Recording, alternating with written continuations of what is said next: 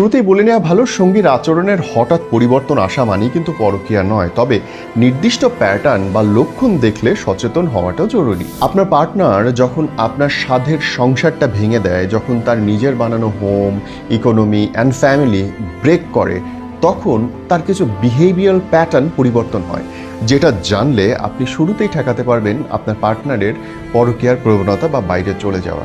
আসুন আজকের এই ভিডিওতে আমি আপনার সঙ্গে আলাপ করব কোন কোন বিহেভিয়ারাল প্যাটার্ন বা চারিত্রিক বৈশিষ্ট্যগুলো বা আচরণ পরিবর্তন হয় একজন মানুষ যখন পরকীয়া আচ্ছন্ন হয় তখন।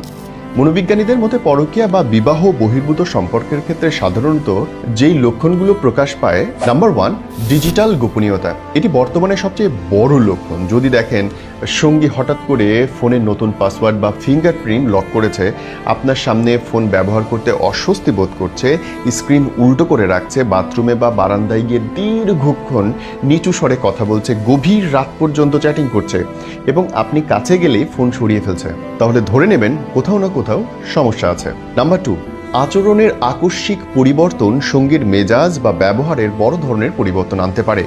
অকারণে ঝগড়া, ছোটখাটো বিষয় খিটমিট করা বা আপনাকে দোষারোপ করা, যাতে তিনি নিজের অপরাধ বোধ থেকে মুক্তি পেতে পারেন। নাম্বার 3, অতিরিক্ত ভালোবাসা।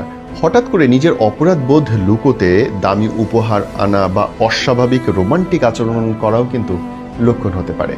নাম্বার 4, মনোযোগের অভাব। আপনার দৈনন্দিন বিষয় বা সমস্যার প্রতি আগের মতো তার আর মনোযোগ পাবেন না।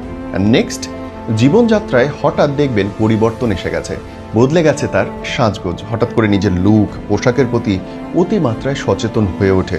নিজের পারফিউম ব্যবহার করা, জিমে যাওয়া, সময় মতো খাওয়া, নানান কিছু দেখবেন তার বদল হতে শুরু করেছে। অ্যান্ড নেক্সট, সময়ের অভাব।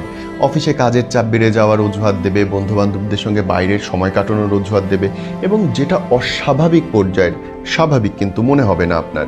অ্যান্ড নেক্সট পয়েন্ট, শারীরিক এবং মানসিক দূরত্ব তৈরি হবে আপনার প্রতি, অনীহা তৈরি হবে আপনার প্রতি। মনে হবে যে শুধুমাত্র সংসারটা যান্ত্রিকভাবেই যেন চলছে, কোথাও যে আপনাকে কাছে আসা, আই কন্ট্যাক্ট করা, তা যেন হচ্ছে না।